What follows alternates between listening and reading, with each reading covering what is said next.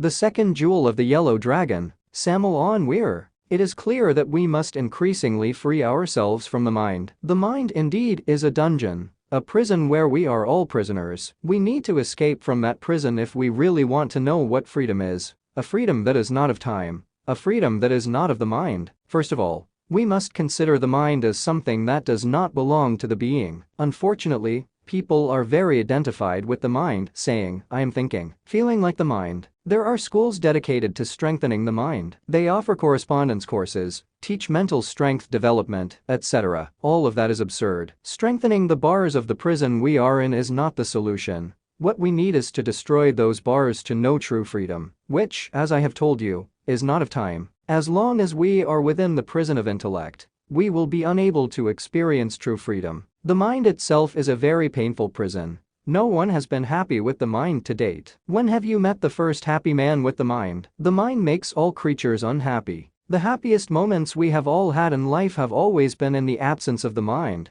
It has been a moment, yes, but one that we will never forget. In that second, we have known what happiness is, but it has only lasted a second. The mind does not know what happiness is. It is a prison. We must learn, then, to master the mind, not someone else's, but our own, to master it if we truly want to free ourselves from it. It becomes necessary, it becomes essential to learn to look at the mind as something to be mastered, something to be tamed. Let us remember the divine master Jesus entering the celestial Jerusalem riding on his donkey on Palm Sunday. That donkey is the mind that must be subdued. We must ride on it, not let it ride on us. Unfortunately, people are victims. The donkey rides on people. The poor people do not know how to ride the donkey. It is a donkey, so to speak, too clumsy, and it must be dominated if we truly want to ride it. During meditation, we must converse with the mind. If any doubt arises, we need to dissect the doubt. When a doubt has been properly studied, when it has been dissected,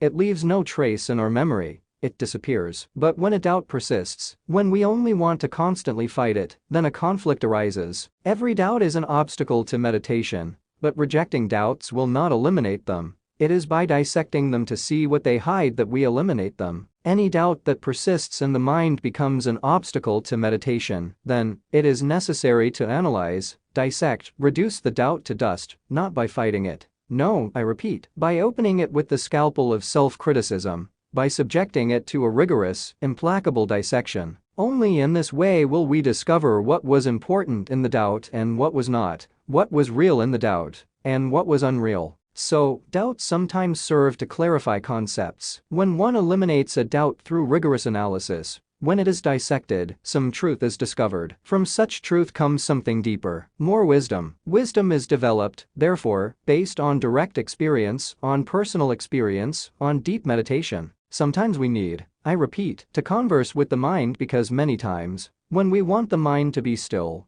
when we want the mind to be silent, it persists in its foolishness, in its useless chatter in a struggle of antitheses. Then, it is necessary to question the mind to say, well, what do you want, mind? Fine, answer me, explain to me. What is it that you want? If meditation is deep, some representation may emerge. In that representation, in that figure, in that image, the answer lies. We must then talk to the mind and make it see the reality of things. Make it see that its response is wrong. Make it see that its concerns are useless, and the reason they are useless. In the end, the mind becomes still, silent. But if we notice that illumination has not yet arisen, that the chaotic state, the incoherent confusion with its constant struggle and chatter, still persists in us, then we have to call it to order again, interrogate it. Well, what do you want? Tell it. What are you looking for? Why don't you leave me alone? Speak clearly and talk to the mind as if it were a stranger, because it is indeed a stranger. Treat it as a stranger, reprimand it, scold it. Advanced Zen students practice judo, but their psychological judo has not been understood by tourists who come to Japan. For example, watching the monks practicing judo, fighting against each other, may seem like merely a physical exercise, but it is not. When they are practicing judo, they are hardly aware of the physical body. Their struggle is really directed at mastering their own minds. The judo in which they are fighting is against their own minds. Therefore, psychological judo aims to subdue the mind, to treat it scientifically, technically, in order to subdue it. Unfortunately, Westerners who only see the surface of judo, as always, shallow and foolish, took judo as physical self-defense, and forgot the Zen and Chang principles. That has truly been regrettable. It is similar to what happened with the tarot. You know that all ancient wisdom is in the tarot. You know that all cosmic and natural laws are in the tarot. For example, an individual who speaks against sexual magic is speaking against Arcanum 9 of the tarot, therefore, he is bringing a horrible karma upon himself. An individual who speaks in favor of the dogma of evolution,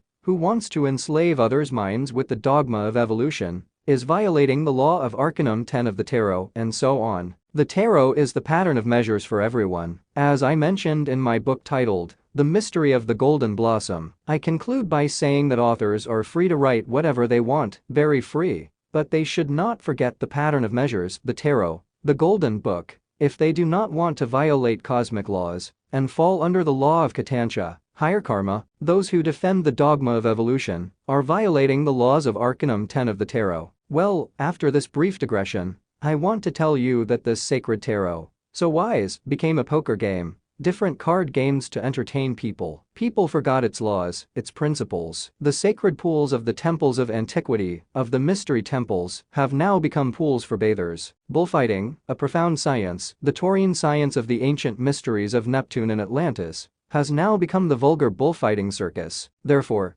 it is not surprising that Zen Judo or Chang, which aims precisely to subdue one's own mind in each of its movements and plays, has degenerated, lost its principles in the Western world, and has become nothing more than something profane, used only for personal defense today. Let us look at the psychological aspect of judo. I do not mean to tell you that I am going to teach you physical judo, because I do not practice it myself, but I am teaching you psychological judo. It is necessary to subdue the mind must obey. It must be reprimanded strongly to obey. How is it possible that while we are in a meditation practice seeking stillness, it imposes itself more, refusing to be still? We must know why it does not want to stay still. We must question it, reprimand it, whip it, make it obey. It is a stubborn, clumsy donkey that must be dominated. Krishnamurti has not taught this, nor has Zen or Chang taught it. What I am telling you belongs to the second jewel of the yellow dragon, to the second jewel of wisdom. Within the first jewel,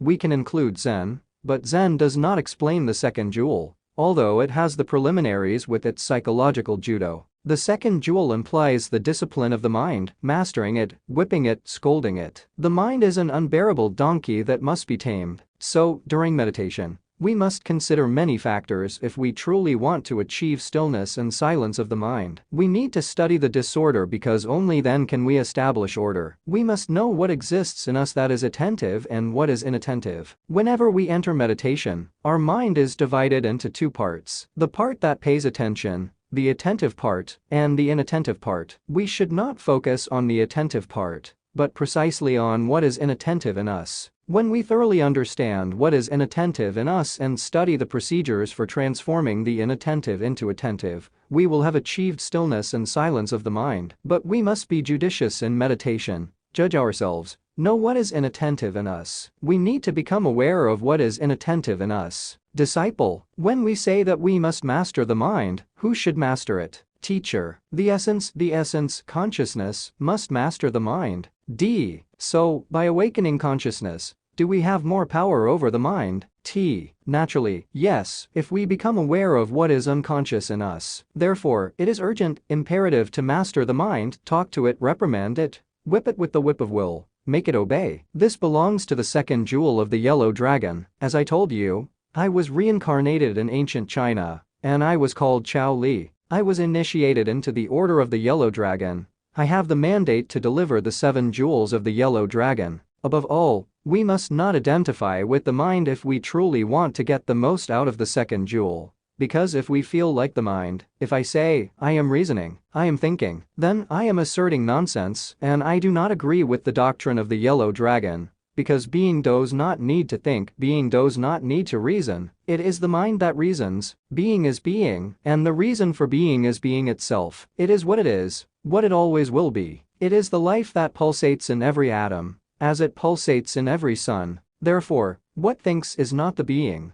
The one who reasons is not the being. We do not have the entire being incarnated, but we do have a part of the being incarnated. It is the essence, the bodhidharma, that which is soul in us, the psychic material. Therefore, This living essence must impose itself on the mind. D. Master, does that mean that what is analyzed is the I, the egos? T. That's right. Because the egos are nothing but forms of the mind, mental forms that must be disintegrated, reduced to cosmic dust. D. In that case, if we dissolve the egos, do we stop analyzing and reasoning? T. Of course. It could happen that someone dissolves the egos, eliminates them. It could happen that this someone, in addition to dissolving the egos, creates a mental body. Obviously, he acquires intellectual individuality. However, he must free himself even from the mental body. Because the mental body, no matter how perfect it is, also reasons, also thinks. And the highest form of thinking is not thinking. As long as one thinks, one is not in the highest form of thinking. Being does not need to think. It is what it has always been, what it always will be. So in summary, we must subdue the mind, whip it, question it. We do not need to subdue other minds, because that is black magic. We do not need to dominate anyone's mind because that is the worst kind of witchcraft. What we need is to subdue our own mind to master it. During meditation, I repeat, there are two parts, the one that is attentive and the one that is inattentive. We need to become aware of what is inattentive in us, and by becoming aware, we can show that inattention has many factors. Let's analyze some of these factors. Doubt. There are many doubts in the human mind. Where do the doubts of the mind come from? Let's see, for example, atheism, materialism, skepticism. If we dissect them, we see that there are many forms of skepticism, many forms of atheism, many forms of materialism. There are people who call themselves atheists, materialists. However, they fear, for example, witchcraft, sorcery.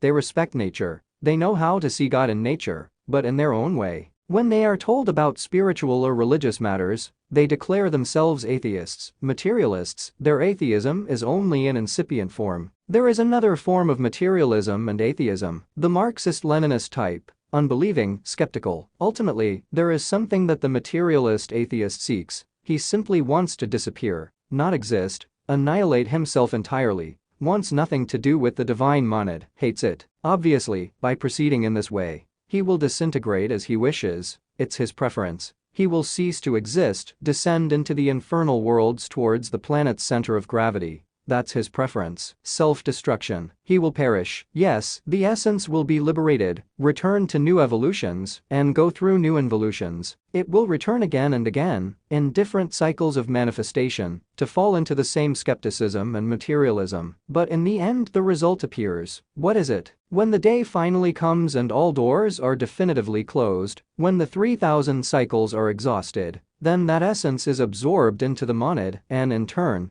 it enters the universal spiritual womb of life, but without mastery. What did that essence really want? What was it seeking with its atheism, with its materialism? What was its longing? Its longing was to reject mastery. Deep down, that's what it wanted, and it achieves it, accomplishes it, but in the end, it ends up as a divine spark without mastery. Thus, the forms of skepticism are varied. Some people claim to be Catholic, Apostolic, and Roman. However, in their explanations, they are crudely materialistic and atheistic. But they go to Mass on Sundays, receive communion, and confess. That is another form of skepticism and materialism. If we analyze all possible forms of skepticism and materialism, we discover that there is not a single skepticism, not a single materialism. The reality is that there are millions of forms of skepticism and materialism, simply because they are mental things of the mind. That is, skepticism and materialism belong to the mind, and not to being. When someone has gone beyond the mind, has become aware of the truth, which is not of time, obviously,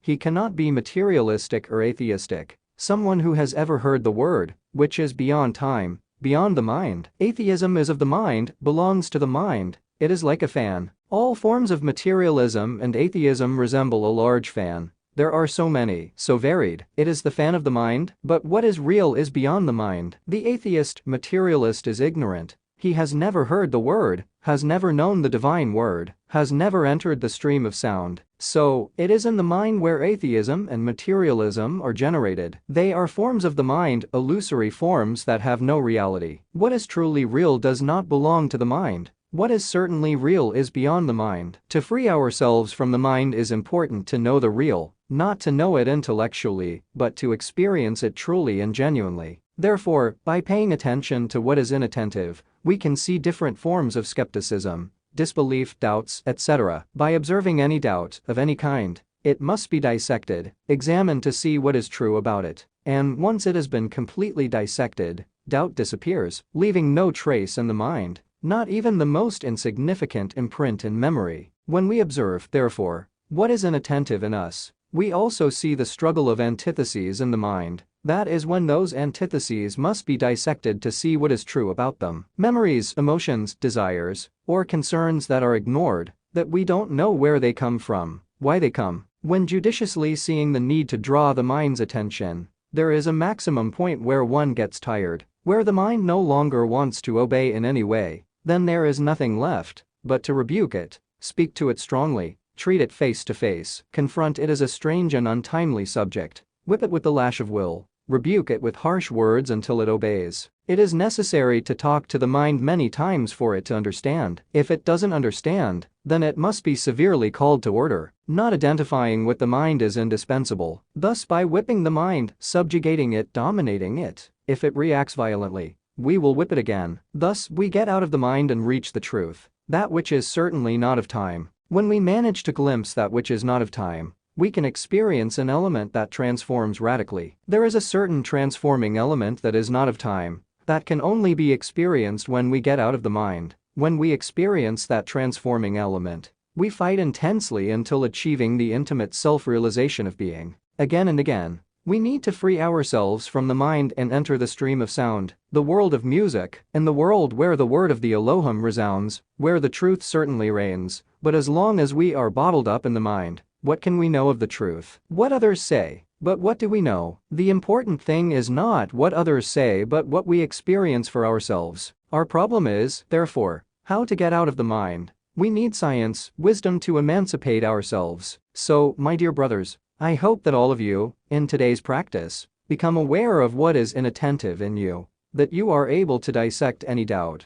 that you are able to master the mind, to talk face to face with it, to rebuke it. Our objective is to seek mental stillness and silence. When we think the mind is still, when we think it is silent and yet no divine experience comes to us, it is because the mind is not still, not silent. Ultimately, it is chattering. So, through meditation, we have to talk to it, rebuke it, interrogate it to see what it wants, let it answer. Explain what it wants. Say, mind, why aren't you still? Why don't you leave me alone? What do you want? It will give some answer. We will respond with another explanation trying to convince it. But if it doesn't want to be convinced, there is no choice but to subdue it through rebuke and the whip of will. As I said, this belongs to the second jewel of the yellow dragon. Zen only covers the first jewel. The knowledge I am giving you tonight belongs to the second jewel. Are there any questions? Disciple, Master, we were told that we could also meditate on opposites, that if I have a beautiful young woman in mind, I should then place an ugly young woman, and if I see a flower, place a withered flower. Can I dissipate it this way? Is it possible to quiet the mind, not by force, but by waiting for it to calm down spontaneously? Master, all that you are explaining is nothing more than fragments of an unknown teaching. What goes deeper into this is what I am teaching. So, for example, if a thought of hatred, an evil thought, assails us, we must try to understand it. Try to see its opposite, which is love. If there is love, why the hatred? What is the purpose? For example, the memory of a lustful act arises. Pass through the mind the Holy Grail and the Holy Lance. Say, why should I profane them with my morbid thoughts? In synthesis, the key lies. Always seek synthesis, because from the thesis, we must move to the antithesis. But truth is not found in either the thesis or the antithesis. In the antithesis and the thesis, there is discussion, and the result of the discussion is the solution. That is exactly what is wanted. Affirmation, negation, discussion, solution.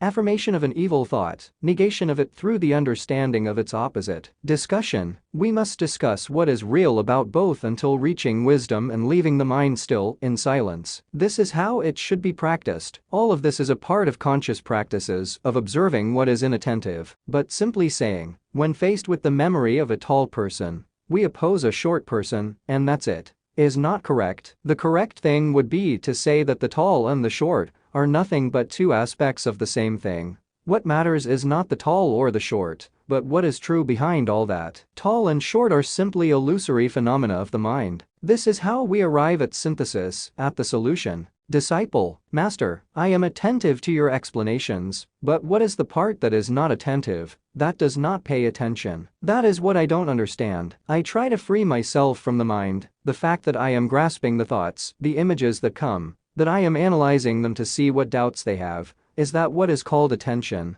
Master, there is attention there, but the inattentive part is formed by the subconscious, by the incoherent, by the quantity of memories that arise in the mind, by the memories of the past that assault again and again, by the waste of memory, etc. D. And should those be rejected? M. Neither accepted nor rejected, but becoming aware of what is not attentive. Thus the inattentive becomes naturally and spontaneously attentive, making the inattentive attentive. D. Master, can this also be done in practical life? When a negative thought arises, can meditation be practiced in daily life? M. Certainly. It is done simply by those who are practical. They turn ordinary life into a continuous meditation, not only meditating in moments at home, in the sanctuary, or in the lumishal, but also encompassing the flow of daily living, transforming life into a constant meditation. This is how the truth truly comes. Any other questions? D. Can we say that the mind is the ego and consciousness is the soul? M. Well, yes, the mind itself is the ego, but it is important to know that by destroying the ego,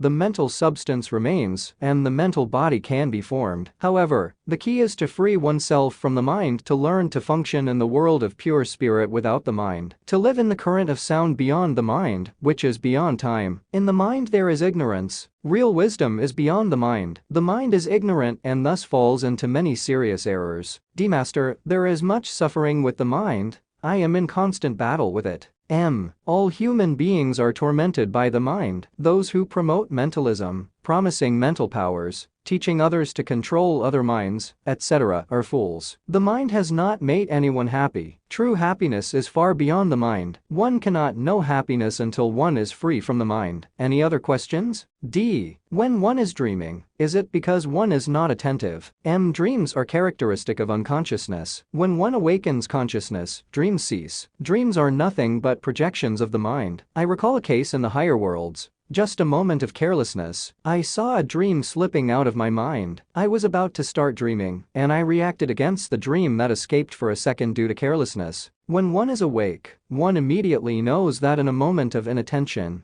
a dream can escape, and one can be entangled in that dream all night until dawn. D. I had a dream precisely from when I was a child. M. No, that was not a dream. It was simply a process of recalling your childhood. It is not a dream. It is real, a product of the memory escaping from the mind, coinciding with your childhood experiences. It is a process of recollection. What matters is to awaken consciousness, to stop dreaming, to stop thinking. This thinking, which is cosmic matter, is the mind, because the astral itself is nothing but the crystallization of mental matter, and the physical world is also mind condensed. So, the mind is gross matter, whether in a physical or metaphysical state. It is matter, and therefore, it cannot make us happy. To know authentic happiness and true wisdom, we must break free from the mind and live in the world of being. That is very important. D. Master, are you denying the creative power of the mind in the physical world? Of course, in those ineffable worlds, the mind is a hindrance, and one must free oneself from it to function in the higher worlds. M. We do not deny the creative power of the mind. It is clear that everything that exists is condensed mind. But what do we gain from that? Has it given us happiness? We can create wonders with the mind, invent many things in life. Great inventions are condensed mind. But will these creations make us happy? What we need is to become independent, to get out of the prison of matter, because the mind is matter. We must get out of matter, live in function of spirits, as happy beings beyond matter. Matter is always gross, even if it assumes beautiful forms. It is always painful. Yes, what we seek is happiness. But authentic happiness will not be found in matter but in spirit. We need to free ourselves from the mind. True happiness comes when we get out of the prison of the mind, that is certain. We do not deny that the mind can be the creator of things, creating inventions, wonders, miracles. But does this bring us happiness? Which of us is happy? If any of you is happy, please raise your hand. I would like to meet you. We are here because we seek the true path that leads to happiness. If the mind has not given us happiness, we need to know how to escape from the mind, and that is the purpose of our practices and studies. Any other questions? Decalling the attention of the unconscious by the conscious. Does it also belong to the second jewel of the yellow dragon? Yes, it does belong to the second jewel of the yellow dragon. That is obvious. In us, for example, there is 3% of consciousness and 97% of subconsciousness. That is true. So what we have consciously must address the subconscious to reprimand and make it aware. There is a need for the conscious part to reprimand the subconscious part, so that the subconscious becomes conscious. This directing of the conscious part to the subconscious is a very important exercise that can be practiced at dawn. Gradually, the unconscious parts become conscious. Master, is this similar to the story of David against Goliath? The 3% against the 97%, is it not? The subconscious parts will not become conscious immediately. It is a whole process, a long process, but it is achieved in the end. Any other questions, brothers? Since there are no more questions, let's enter into meditation.